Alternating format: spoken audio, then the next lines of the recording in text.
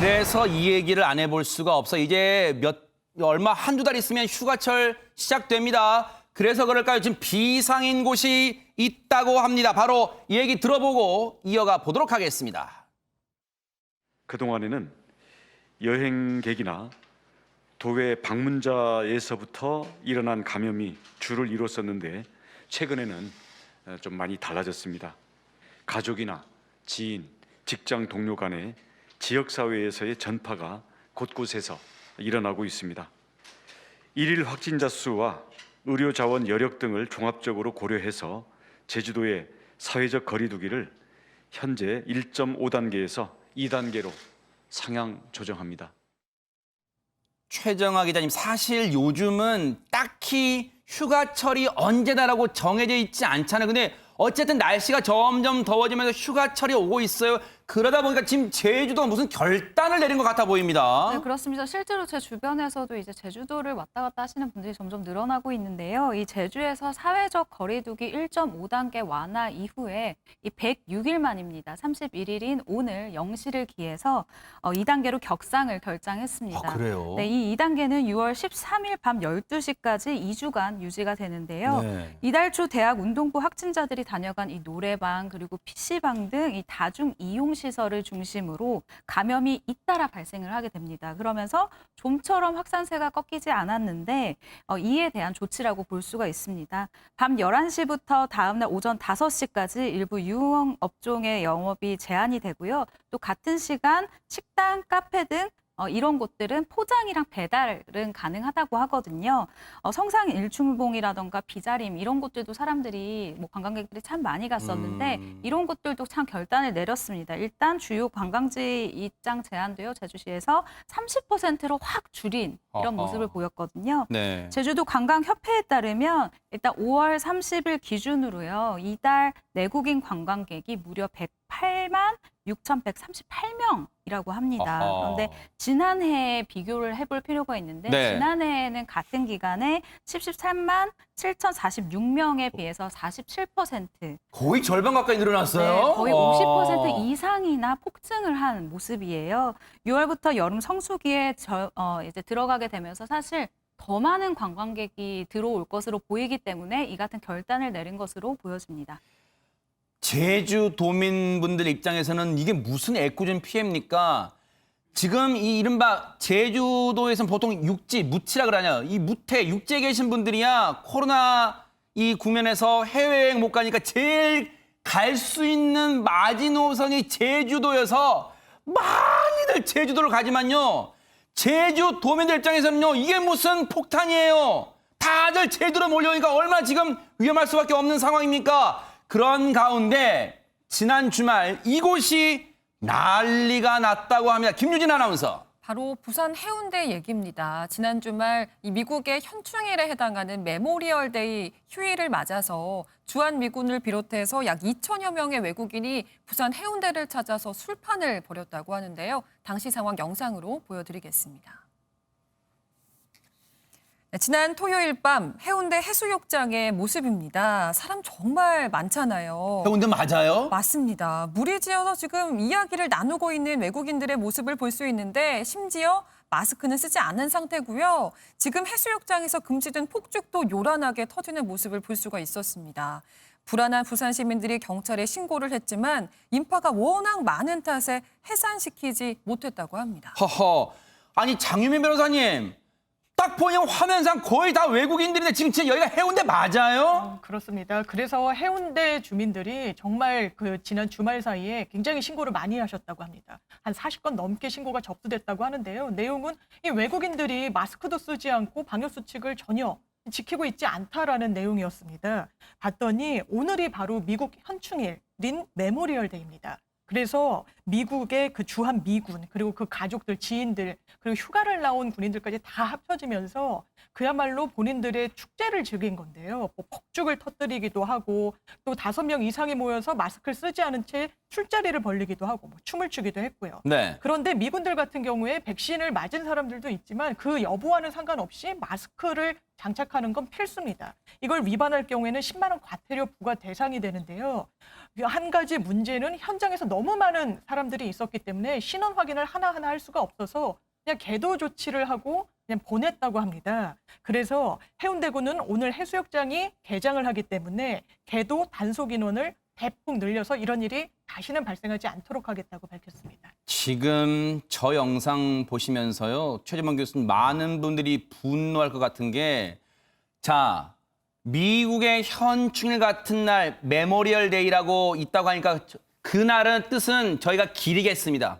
그 뜻은 순과 기리겠어요. 그런데 자기네 나라에서 공휴일은 즐기다 쳐도 왜 그걸 남의 나라 한국에 하고 연휴라고 해서 주말에 해운대 몰러 가서 마스크도 내리고 저런 짓을 벌이니까, 만약에 미국에서 한국인 비롯한 아시아인들이 마스크 내리고 저런 파티 벌인다면 정말 무자비한 폭력이라는 인종증오범죄 일어나지 않겠습니까? 참 대한민국 분들 정말 그래 착한 거예요, 진짜. 그러니까요. 전 도저히 이해가 안 돼요. 무슨 뭐 그런 생각을 갖고 있는지 모르겠습니다. 한국에 와서 저렇게 해도 된다는 얘기입니까? 오이 남의 나라 와서 저러고 하고 있어요, 지금. 김영커가 얘기했듯이 만약 우리나라 사람들이, 미국에 살고 있는 우리나라 사람들이 저기 모여서 우리나라 기념일에 저렇게 했다고 생각해보세요. 가만히 있었겠어요?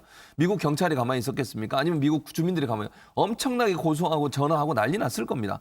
그런데 자기들은 남의 나라 와가지고 우리나라 와서 우리나라 규정에 맞게 행동을 해야 되는 거예요. 미군이라고 해서 그게 무슨 취해복군입니까?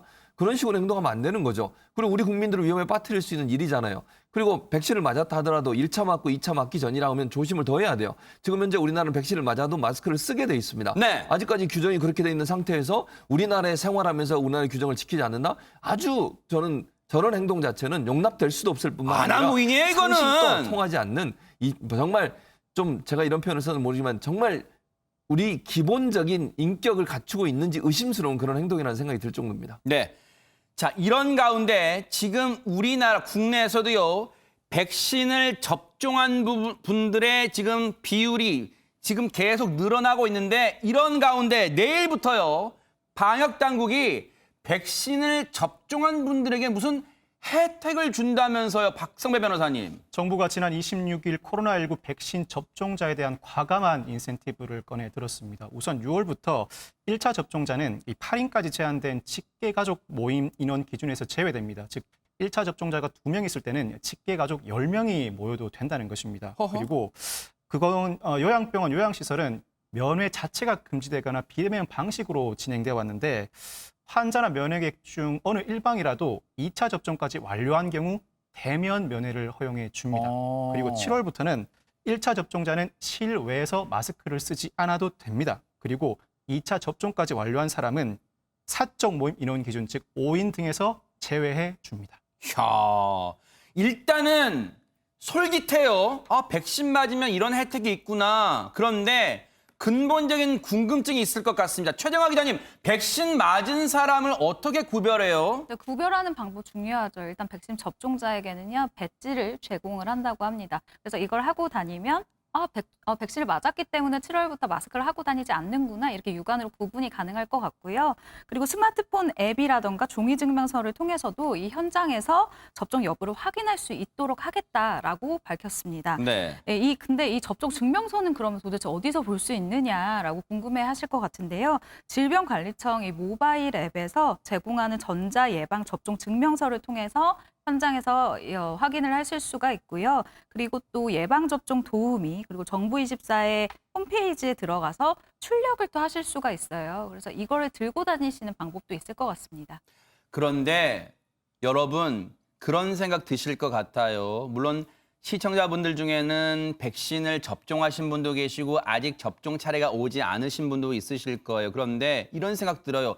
이론적으로는 백신을 접종하면 백신 접종 증명서라는 게 있구나, 볼 수 있구나, 확인할 수 있구나 생각하실 거예요. 그런데 식당이나 이런 밀폐된 제한된 장소에서는 그런 업주분이나 종업원분이 좀 보여주시겠습니까? 백신 접종하셨는지 이럴 수 있어요. 하지만 길거리에 마스크 안 쓴 경우에 백신 접종했는지 누가 확인할 수 있습니까? 최전봉 교수님. 그러니까 확인이 어려워요. 또 하나는 이게 배지를 나눠준다고 하는데 배지 같은 경우는 누구든 가지고 있다 다른 사람한테 줄 수도 있는 거잖아요. 그러네요. 그 친구나 아니면 가족에게 필요하다고 그러면 이거 가지고 와서 들어가세요. 이러면 누가 확인할 겁니까?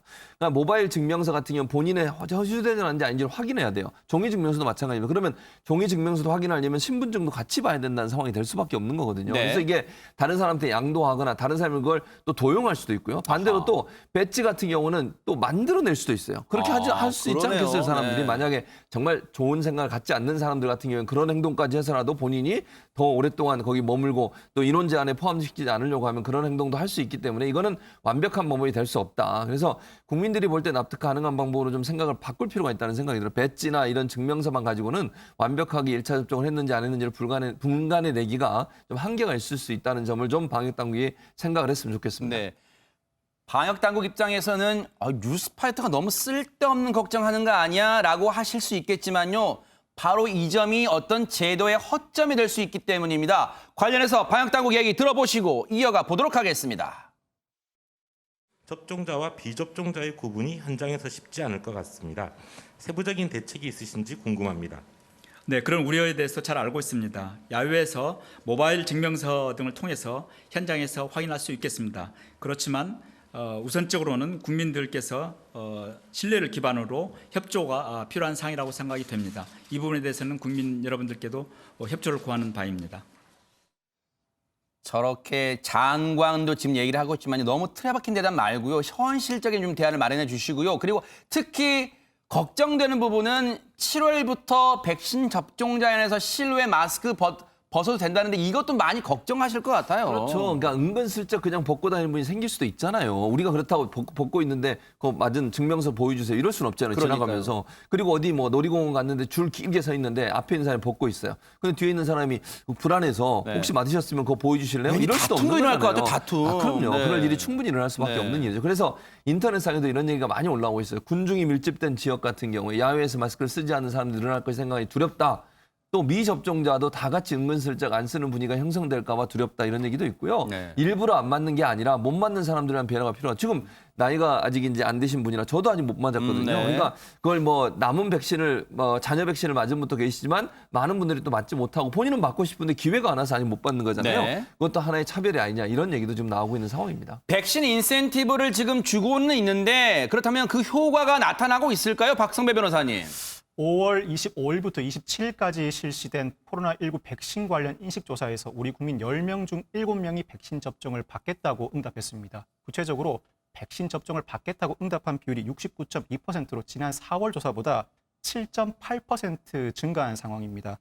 이 중수부는 이에 대해서 이 접종이 본격화되고 인센티브가 제공되면서 접종 의향이 늘어난 것으로 보인다고 아하. 해석하고 있습니다. 아니 그러면 장민 변호사님 해외에도 백신 인센티브란 게 있어요? 그렇습니다. 여러 아이디어로 백신을 이제 유인하고 있는데요. 홍콩 부동산 기업들 같은 경우에는 백신 접종 독려를 위해서 아파트를 내걸었습니다. 15억이 넘는 허허. 42제곱미터, 한 15평 정도 되는 아파트를 내걸고 대박 사건이네요. 2차 접종까지 마친 18살 이상의 성인이라면 응모를 할 수 있게끔 해서 허허. 백신 접종을 독려하고 있고요. 네. 미국은 주정부 차원에서 적극적으로 나서고 있는데 들어보신 분들 많을 겁니다. 백신 복권. 아하. 백신을 맞으면 응모를 해서 많게는 100만 달러까지 받을 수가 있는데 실제로 오하이오주에서는 첫 당첨자가 나오기도 했다라고 하고요. 이야. 이 백신 복권을 도입한 이후에 일주일간 33% 정도가 증가했다라고 합니다. 네. 그래서 인근의 뭐 콜로라도주, 오레곤주, 뉴욕주 인근 주에서도 유사한 제도를 도입하기도 했고요. 또 민간에서의 이색 접종 유인책도 나오고 있는데 한 록그룹 콘서트를 기획한 기획사에서는 접종을 맞은 사람 입장료는 한 2만 원, 18달러, 그리고 백신을 맞지 않은 사람에게는 그 55배인 1,000달러, 우리나라 돈으로는 한 110만 원 정도를 받겠다고 그렇게 정책을 내놓기도 했습니다. 우려되는 건요. 백신은 물론 맞으면 좋을 수 있겠다고 많이 생각하시고 지금 백신 접종자도 늘고 있어요. 그런데 한편으로는요. 정부도 밝혔듯이 백신 접종은 자율에 맡긴다고 했습니다. 백신 접종하지 않은 사람들에 대해서 혹시라도 이른바 페널티가 부과되는 일은 없도록 해주시길 방역당국도 신경 써주시기를 당부해 보겠습니다. 여러분, 경찰이 지나가는 차량을 세우는 경우는 많이들 볼 수 있잖아요. 그런데 그 반대인 경우가 있다고요, 최재명 교수님? 그렇습니다. 지난 13일 양산에서 있었던 일인데요. 무슨 일이 있었는지 영상을 보면서 제가 소개를 해드리도록 하겠습니다. 네.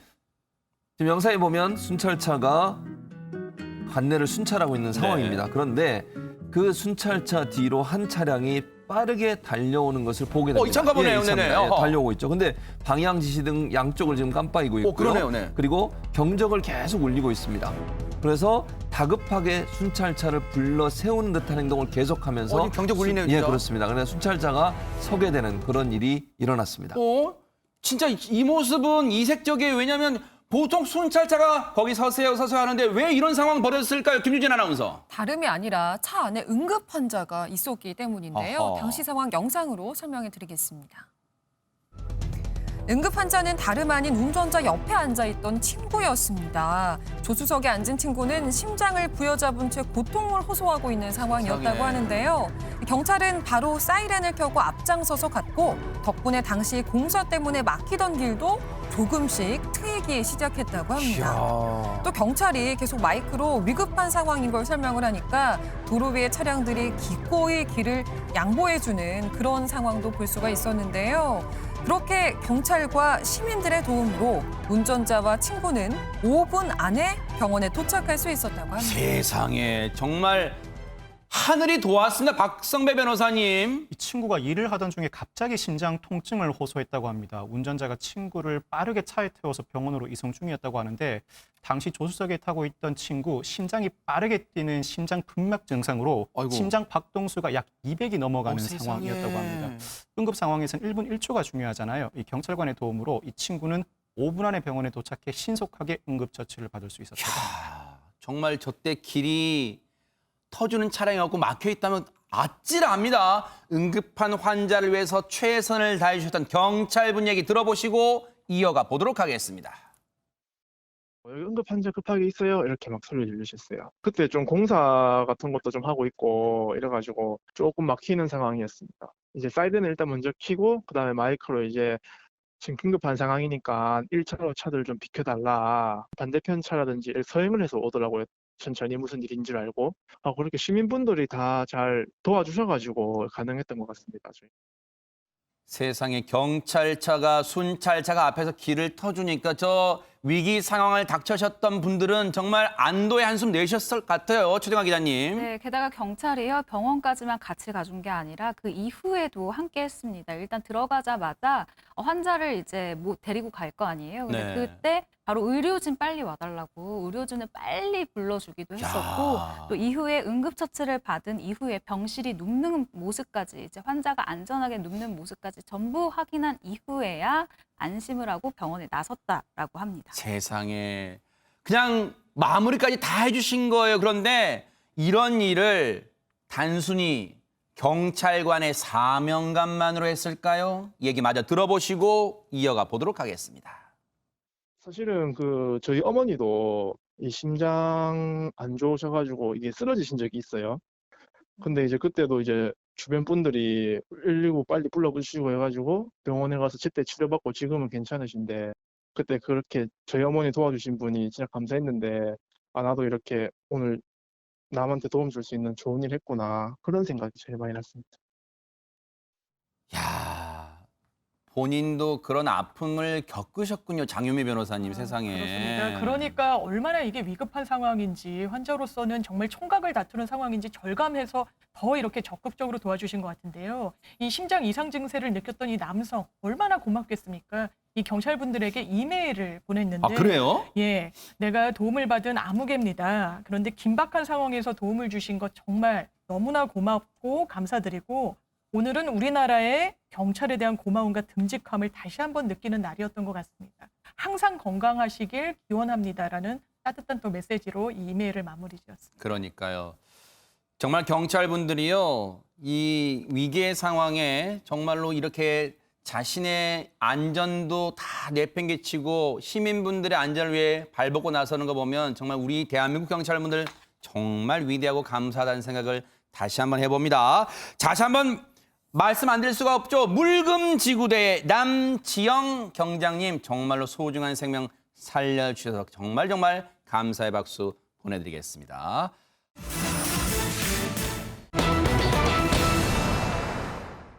고 손정민 씨 사건 관련 추가적인 내용이 들어왔습니다. 장윤미 변호사님. 그렇습니다. 어제 오전 11시 30분쯤에 이 A군, 그 숨진 손 씨의 친구이죠. A군의 휴대전화가 전달이 됐습니다. 네. 휴대전화를 발견한 사람은 이 한강변에서 근무하는 환경미화원이었고요. 이 60대 남성 환경미화원이 휴대전화를 습득해 한강의 안내센터에 제출을 했고 그것을 받은 직원이 경찰에 신고를 해서 분실한 A군의 휴대전화로 최종 확인이 된 겁니다. 사실 어제 저 뉴스가 이제 보도와 또 인터넷상에 이제 퍼지면서 삽시간에 퍼지면서요. 많은 분들이 이제 관심을 가졌을 거란 말이에요. 그런데 박성배 변호사님, 저 휴대전화가 A 씨의 휴대전화라는 건 어떻게 확인할 수 있었습니까? 이 경찰에 따르면 휴대전화는 전원이 꺼진 상태였고 충전을 하자 정상적으로 작동했다고 합니다. 이 충전 후에 비밀번호를 입력함으로써 A 씨의 휴대전화임을 확인했다고 하는데 당사자로부터 확인을 받을 뿐만 아니라 추후로 휴대전화의 고유 번호도 확인했을 것으로 보입니다. 네. 경찰은 A 씨 휴대전화 자체에 대해서는 혈흔, 유전자 감식 국과수에 의뢰한 상태이고 A군의 휴대전화뿐만 아니라 환경미화원의 휴대전화에 대해서도 디지털 포렌식을 진행하고 있습니다. 사실 저 A 씨의 고 손정민 씨의 당시 동석자 A 씨의 휴대전화를 찾기 위해 민간 잠수사는 물론이고 경찰 연인원 수백 명이 수천 명까지 동원됐습니다. 그런데도 찾지 못했어요. 그런데 어제 이렇게 휴대전화가 발견됐다는 뉴스가 나왔어요. 그 사이에 그럼 어떻게 발견됐고 어디에 있었던 걸까요? 최재범 교수님. 이게 습득한 지 꽤 오래된 것으로 알려지고 있어요. 그러니까 이분이 이제 아마 청소를 하시면서 그걸 발견한 것 같고요. 네. 그걸 자기도 모르고 이제 그게 그 A 씨의 전화인 줄은 모르고 옷장 속에 좀 놔두셨던 것 같아요. 아. 그랬다가 오늘 이제 어제죠. 어제 당일날 휴대폰 하나 습득했는데 하면서 이 센터로, 그러니까 청소하는 분 센터로 갖다 줬다고 해요. 그러니까 아마 이분이 그 전에 가지고 있었는데 이걸 이제 그게 A 씨 건지 모르고 있다가 며칠이 지난 뒤에 이거 습득한 거니까 제출해야지 하면서 센터에 갖다 주게 됐고 센터에서 그걸 확인하는 과정에서 이 사실이 지금 발견되게 된 겁니다. 아, 어제 찾아서 어제 신고한 게 아니었다 아닙니다. 이 말이군요. 예, 예. 그런데 장윤미 변호사님, 그렇다면 이 휴대전화를 언제 주었는지 그 시점도 중요할 것 같습니다. 상당히 중요하죠. 왜냐하면 이 친구의 휴대전화가 없어졌다고 하니까 이거 일부러 그런 거 아니냐 뭐 의혹도 제기되기도 했고 해서 지금 환경미화원이 어떻게 이것을 습득하게 됐는지 그 경위부터 조사하고 있습니다. 그래서 법 최면 조사까지 동원을 해서 이 해당 환경미화원을 조사하고 있고요. 아, 그래요? 또 주변의 CCTV도 추가로 확보해서 경찰이 들여다보고 있습니다. 자, 이 소식을 접하고 가장 많이 놀라신 분은 고 손정민 씨의 아버지 비롯한 유가족일 수도 있을 텐데요. 최정아 기자님. 네, 그렇습니다. 이 손정민 군의 아버지가 이렇게 이야기를 했는데요. 실종 한 달 만에 휴대전화가 발견이 됐다. 그러면 이 휴대전화가 도대체 어디서 발견이 됐고 언제 습득됐는지가 중요한데 일단 나오지 않은 상황이기 때문에 두고 봐야겠죠라고 이야기를 했습니다. 고 손정민 씨의 아버지의 궁금증은 사실 시청자 모든 분들의 또 국민 대다수의 궁금증일 수도 있겠다 이런 생각해 봅니다. 그래서 고 손정민 씨의 아버지 얘기 직접 한번 들어보시고 이어가 보도록 하겠습니다. 원래는 발견되면 뭔가 좋을 거라고 사람들이 얘기를 했으니까 발견되면 좋아야 되는데 언제 발견됐는지 어디서 발견됐는지조차 지금 모르잖아요. 그런 것 때문에 답답하고 일단 그게 어떤 식으로 나왔는지 자체가 불투명하니까 마냥 좋아할 수만도 없고 도대체 왜 이 사건은 단 하나라도 그냥 클리어한 게 없는지 모르겠어요. 그냥 발견되면 발견된 건데 거기에 또 뭐 이것저것 붙어가지고 뭐 최면을 한다느니 끝이 안 나니까. 지금 고 손정민 씨의 아버지는요. 그동안 이 동석자 A 씨의 휴대전화가 모든 의혹을 풀어줄 수 있는 이른바 스모킹건이라고 언론들은 얘기를 해왔는데 이게 휴대전화가 발견됐지만 지금 마냥 이게 속 시원하지는 않다는 얘기예요. 거기서 어떻게 될지 어떤 게 담겨 있을지 지금 모르는 상황이기 때문입니다. 이런 가운데 고 손정민 씨의 아버지는 증인의 진술이 왜곡됐다 이런 주장도 펼치고 있다면서요, 김유진 아나운서. 그렇습니다. 정민 군의 아버지는 현재 경찰이 발표한 수사 진행 상황 가운데 일부 내용이 유족 측이 직접 들은 목격자의 제보 내용과 다르다라면서 의혹을 제기하고 있는 상황인데요. 이 손 군 아버지는 뿐만 아니라 서울경찰청의 브리핑 내용을 보면서 이 증인의 진술이 어떻게 왜곡되는지 알 수 있었다라고 주장하기도 했습니다.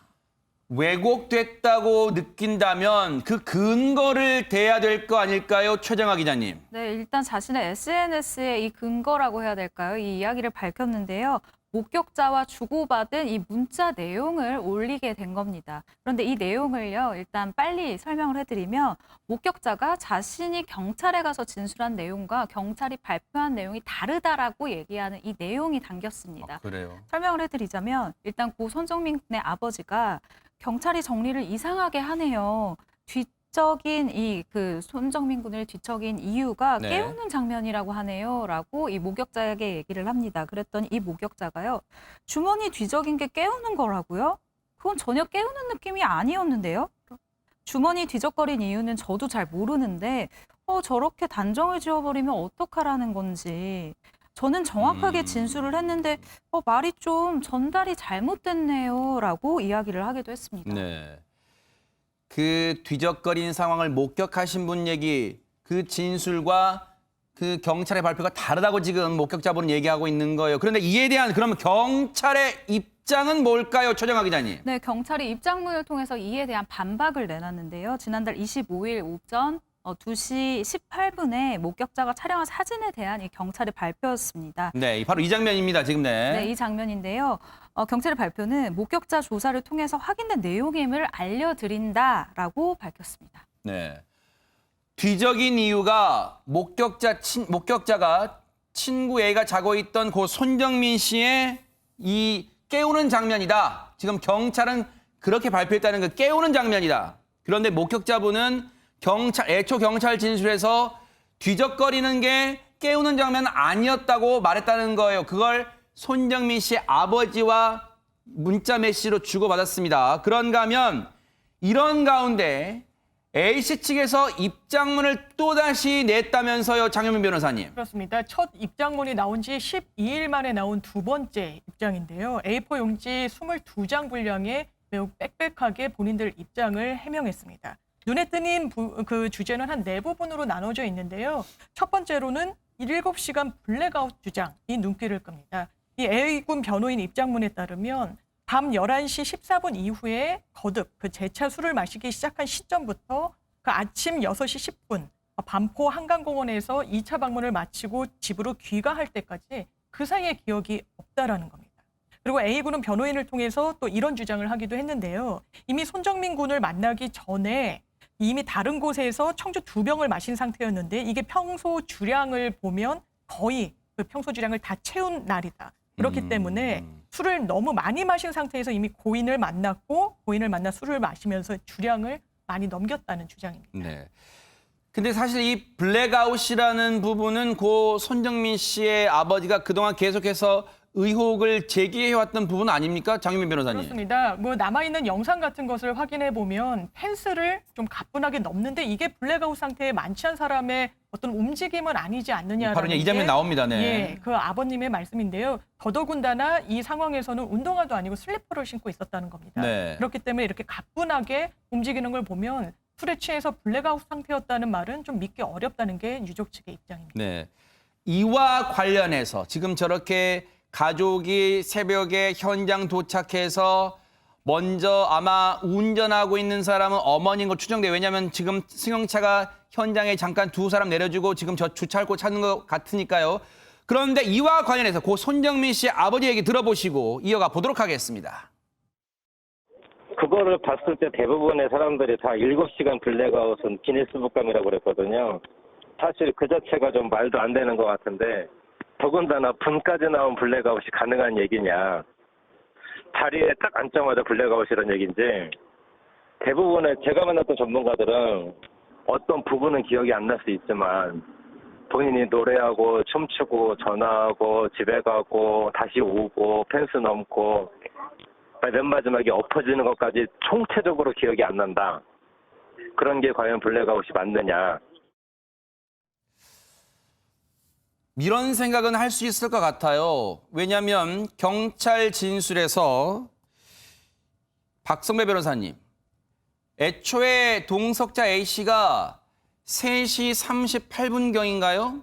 자신의 부모님과 전화통화했다는 얘기는 하잖아요. 그러면 그 부분은 블랙아웃이 아니라고 볼 수 있는 거 아니에요? 어떻습니까? 사실 그 자체는 본인은 기억하지 못하는데 휴대전화 통화 내역, 본인의 휴대전화는 없었다고 하더라도 부모님의 휴대전화에 통화 내역이 있기 때문에 그 자체를 통해서 진술했을 수도 있겠죠. 그렇지만 이 A씨의 여러 태도들을 보면 블랙아웃인가라는 의심이 드는 대목들이 일부 있기는 합니다. 다만 블랙아웃 상황에서도 제3자가 보기에는 멀쩡하게 행동하는 경우도 많기 때문에 어느 한 대목보다는 전반적인 상황을 종합적으로 판단해야 하지 않을까 싶습니다. 자, 그런가 하면요. 당시에 이 A군이 A씨가 입고 있던 티셔츠를 버린 것에 대한 이유도 입장문에서 밝혔다면서 이 부분은 어떻게 됩니까? 그러면 그렇습니다. 이 티셔츠도 왜 버렸냐 또 의혹을 사는 부분 중에 하나였거든요. 그랬더니 이 티셔츠가 10,000원에 한 2장에 10,000원 정도 하는 비교적 저렴한 티셔츠였는데 그날 토사물까지 묻어서 버린 것에 불과하다. 그래서 뭐 다른 의도나 다른 어떤 목적으로 버린 건 아니다라는 입장을 재차 확인했습니다. 그러면서 동석자 A씨 측은요. 입장문 말미에 뭔가 당부의 얘기도 전했다면서요. 박성배 변호사님. A씨 변호인은 입장문 말미에 인터넷에 올려놓은 허위 사실을 삭제해달라고 요청했습니다. 입장문을 낸 궁극적인 목적이라고 볼 수 있습니다. 사건 실체에 관한 의견은 경찰에 진술하면 충분하기 때문인데 현재 인터넷에 올려놓은 허위 사실, 근거 없는 의혹, 모욕, 신상 정보 관련 글들을 모두 삭제해 줄 것을 진심으로 부탁드린다고 밝혔습니다. 자, 일단은 A씨의 휴대전화가 발견됐고 이에 포렌식 검사를 조사를 할 겁니다. 그 내용을 차분히 지켜봐야 될 것 같고 그리고 이걸 습득한 환경미화원분을 상대로 최면 조사, 법 최면 조사도 한다고 하니까 이 차분하게 지켜본 이후에 그 결과를 가지고 혹시라도 다시 논란거리가 있는지 한번 지켜보도록 하겠습니다. 자, 이번 사건은요, 여러분이 같이 한번 판단해 보시기 바랍니다. 김유진 아나운서. 네, 지난 26일 경기도 양주의 한 고깃집에서 있었던 일입니다. 한 모녀가 이 가게를 방문해서 식사를 했는데요. 식사를 마치고 이 모녀 중에 딸로 추정되는 사람이 지금 먼저 와서 카운터에서 계산을 하려는 모습입니다. 네.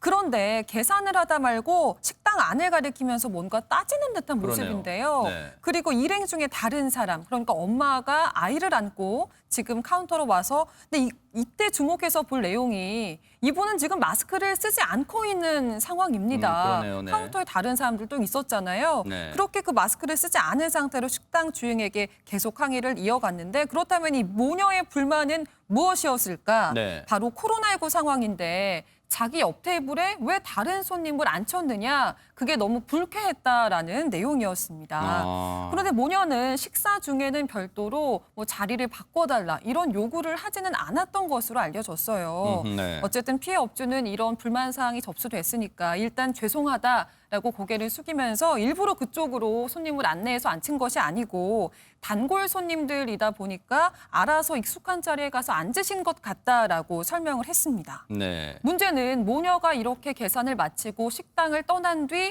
5분이 있다가 발생을 했는데요. 이 모녀 중에 어머니가 가게로 전화를 걸어서 화가 나니까 식사값을 환불해달라. 이런 요구와 함께 폭언을 쏟아낸 겁니다. 네. 피해 업주는 이런 사실을 온라인 커뮤니티에 올려서 폭로를 했고요. 이 모녀의 갑질 논란은 현재까지도 많은 사람들 사이에서 공분을 일으키고 있는 상황입니다.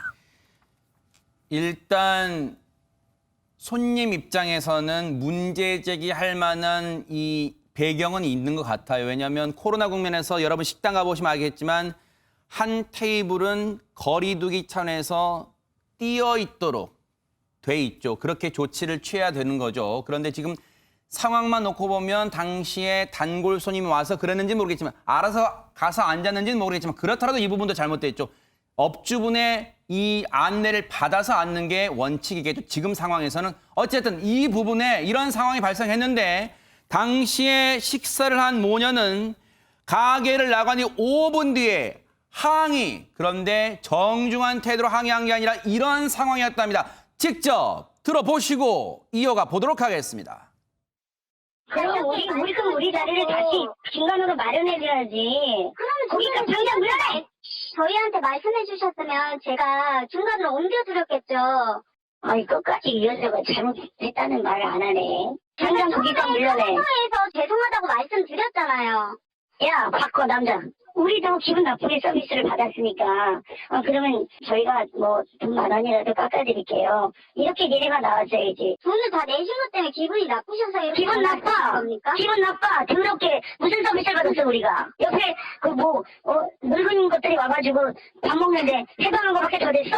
이게 단순하게 생각하네 이게. 야 반대 톤데 너. 내가 언제 욕을 했어? 욕하시잖아요. 안 했지. 아이씨가 여기야? 야 아이씨가 여기야? 지금도 반말하시잖아요. 네가 나머지 다이가 우리잖아. 야, 네 서방 바꿔. 너 가구야? 니한테 왜 얘기해? 네가 사장인지 아닌지 어떻게 알아? 바꿔! 고깃값 붙여 다시. 가서 우리가 먹을 테니까.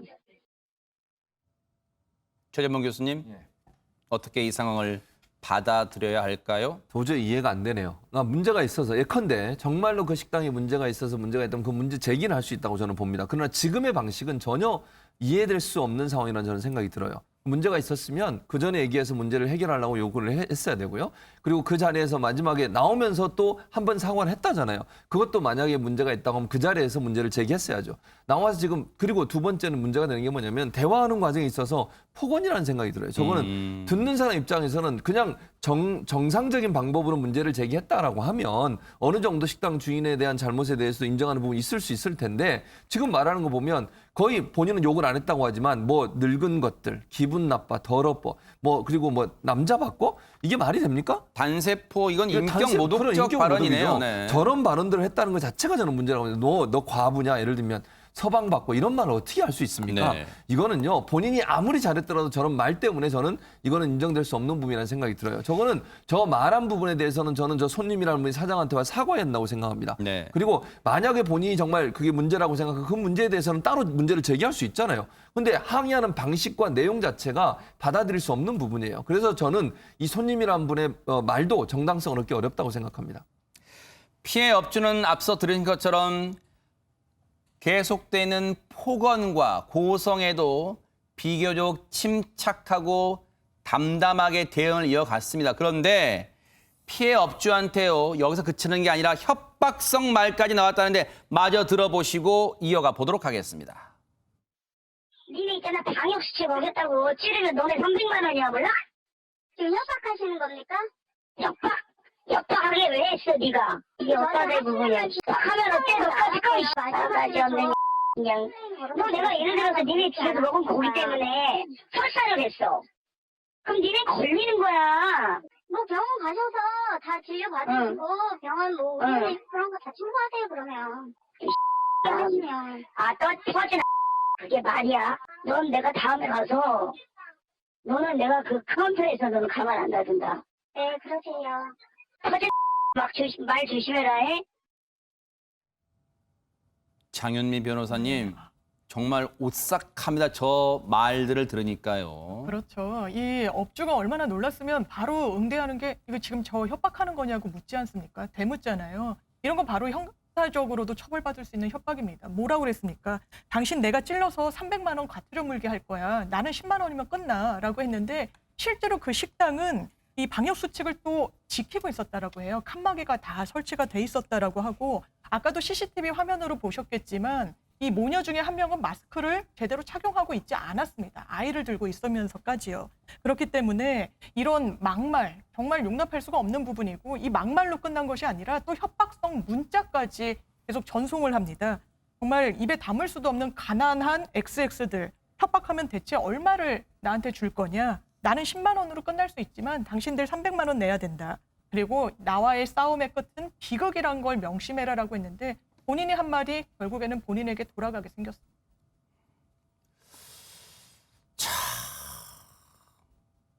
진짜 어처구니가 없네요. 너희같이 가난한 X 놈들을 협박하면 대체 얼마 줄 건데. 그리고 나는 10만 원의 과태료지만 너희 업주는 300만 원의 과태료야. 아주 다 꿰고 있네요. 방역수칙 위반의 경우를. 그런데 정말 가뜩이나 정말 자영업자분들, 소상공인분들 힘든 시기에 이런 일까지 겹쳤습니다. 김유진 아나운서. 네, 이 모녀는 전화와 문자 메시지로 계속해서 이렇게 욕설과 협박을 이어왔는데요. 이후에는 연달아서 일부러 예약을 시도하고 별점을 테러하는 방법으로 계속해서 항의를 이어왔습니다. 그러면서 자기들도 억울한 부분이 있다면서 이 해당 업주가 처음 사연을 알렸던 그 인터넷 커뮤니티에 자기들도 글을 올렸다고 하는데요. 네. 어떤 내용이었냐 하면은 네. 불편함을 자기들이 건의하니까 업주가 이 내용에 공감하지 않았다. 그러면서 앞으로 또 다른 피해를 입을 손님들의 알 권리를 위해서 글을 남긴다라고 주장하는 내용이었는데요. 네. 현재는 이 글은 삭제된 상태라고 합니다. 네. 해당 고깃집은 부부가 운영하고 있는 이제 그런 업소인데요. 피해 업주의 아내는 이 사건이 일어나고 이틀 동안 잠도 제대로 못 자고 그 충격이 얼마나 컸는지 손발이 떨릴 정도여서 정신과에 가서 약까지 처방을 받았다고 하고요. 네. 피해 업주 역시 코로나19 때문에 지금 매출이 너무 급감해서 안 그래도 힘든데 이 일 때문에 며칠 사이에 체중이 4kg이나 줄 정도로 너무 큰 고통을 받고 있다라고 호소하고 있습니다. 네.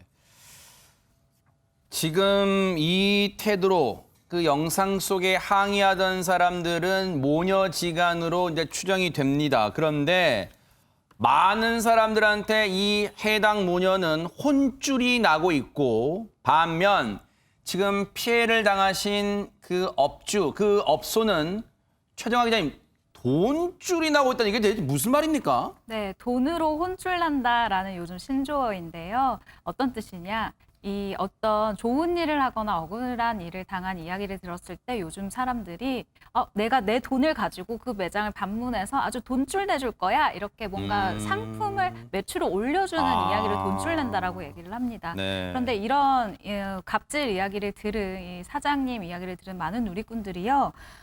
굉장히 공분을 이어갔는데요. 네. 이런 반응들을 보이고 있습니다. 듣는 내가 더 열받는다. 네. 아니 막말을 듣고 있는데 내가 암이 걸릴 것 같아요. 차분하게 대처한 저 업주분 정말 대단하다. 그리고 이 녹음본을 듣고요. 아니 황당해서 입이 다물어지지 않는다라는 등의 반응을 보이고 있습니다. 그러면서 이 갑질 모녀 피해에 이 고깃집을 향해서 쏟아지는 응원도 있는데 피해 업주에게 죽이라던가요, 뭐 음료라던가 아니면 꽃다발이라던가 화환이라던가 이런 것들을 전달을 해주는 누리꾼들이 굉장히 많아진 거예요. 네. 그래서 피해 업주분이 이렇게 이야기를 합니다. 아니 너무 돈줄 안 내러 와주셔도 괜찮다. 그리고 어떻게 또 아셨는지 통장에 자꾸 돈이 들어온대요. 그래요? 그러면서 각종 이런 후원은 보내지 말아달라. 마음만 받겠습니다. 그러면서 이 모녀가 죗값을 받았으면 좋겠다라는 뜻으로 이런 폭로글을 올린 건데 마음이 불편해졌다. 통장에 입금된 돈은 좋은 일을 위해서 사용을 할 것이다. 라고 알리기도 했습니다. 아니 그럼 김유진 아나운서 해당 업주분들은 지금 어려움을 좀 이겨내고 계속해서 영업을 이어가고 계신가요? 어떻습니까? 그렇지 않습니다. 해당 업주가 잠정 휴업을 결정했다라고 밝혔는데요. 어허. 가장 큰 이유는 건강이 악화된 것이 가장 큰 이유라고 해요. 두 번째로는 처음에 이 일이 발단이 된 것도 사실 코로나19 문제와 관련된 거였잖아요. 그런데 이번 일로 너무 많은 분들이 이 업장에 오셔서 몰리다 보면 또 코로나19 확산의 문제가 될까 봐 휴업을 결정하셨다고 하고요. 그러면서 이 모녀에 대해서 합의나 선처는 생각하지 않고 있다고 밝혔는데요. 다른 것보다 다른 자영업자가 피해를 보지 않도록 하기 위해서 고소를 진행하겠다라고 밝혔습니다. 박성배 변호사님, 이번 사안 물론 업주분께서 무슨 고소 사건으로 가기를 원치 않으실 것 같습니다만 지금 이 상황 앞서 험한 말을 했던 그 모녀 어떻습니까? 법적으로 처벌이 좀 가능합니까? 어떻습니까? 예, 두 모녀 측 발언은 단순 갑질을 넘어서서 부당한 목적을 달성하기 위해 신고를 하겠다는 내용으로 협박에 해당할 가능성이 충분히 있습니다. 피해 업주도 두 모녀가 다른 곳에서 또 이런 행패를 부릴까 걱정된다.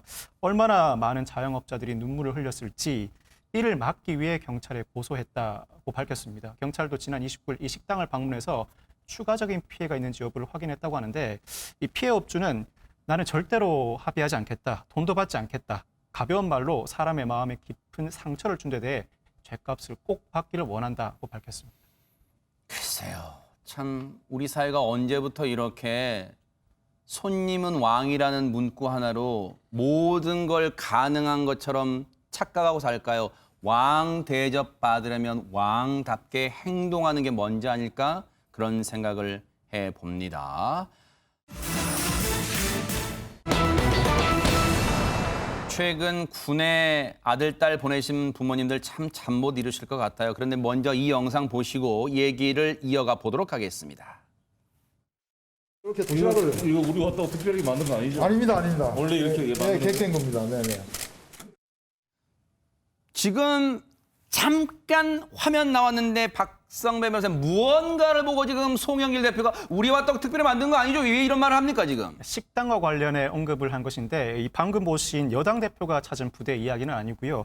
지난 26일 국회 국방위원회 소속 국민의힘 의원들이 찾은 육군 51사단 이야기입니다. 바로 부실급식 논란을 일으켰던 부대인데 당시 국회의원들이 방문했을 때 푸짐한 식단이 제공됐다고 합니다. 당시 식판에는 넉넉한 양의 밥에 해물 된장찌개, 삼겹살, 상추쌈, 배추, 김치 등이 담겨서 이거 저 식단이에요 지금? 그렇습니다. 어허. 마치 부실급식 논란을 일축하기라도 하는 양 풍성하게 채운 모양새였다고 합니다. 언뜻 보면 와 잘 먹네 시청자분들 그러실 것 같은데요. 박성배 변호사님. 본래 한 끼에 평균 2,930만 원이 책정된다고 합니다. 그런데 하필 국회의원들이 방문한 이날 2,930원. 2,930원이 책정되는데 하필 국회의원들이 방문한 이날 제공된 식단은 그 3배 가까운 8,000원짜리 특식이 나왔다고 합니다. 하하. 그리고 이 특식은 한 달에 한 번 나오는 특식이라고 하는데 이 폭로 당시 장병들에게 제공됐던 도시락과 비교하면 천지 차이라고 할 수 있습니다. 야 보세요. 폭로 당시의 식판.